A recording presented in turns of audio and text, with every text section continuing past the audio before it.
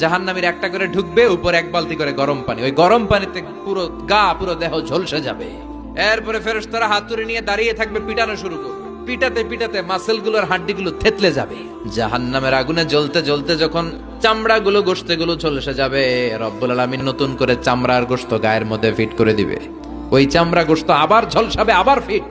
আযাবটার মজা যেন ভালো করে টের পায়। একের পর এক শাস্তি শুরু এবার জাহান্নামে। যারা দুনিয়াতে আত্মহত্যা করছে, ছুরি মারছে, ও খালি ছুরিই মারবে। বিষ খাইছে, খালি বিষ খাবে।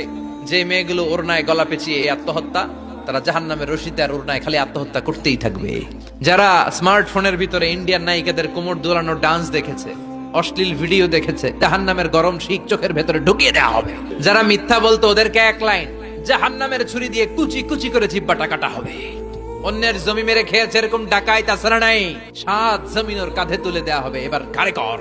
গিবত করে চগল খড়ি আছে না নাই, তাদেরকে আল্লাহ জাহান্নামের তামা দিয়ে নখ বানায় দিবে, আগুন ঝরবে ওটা থেকে।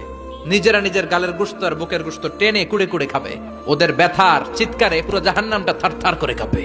যারা যাকাত দেয় নাই, জাহান্নামের টেকো সাপ, যেই সাপ কামড় দেওয়ার সাথে সাথে দেহটা নীলাভ, 70 গজ জামিনে ঢুকে যাবে।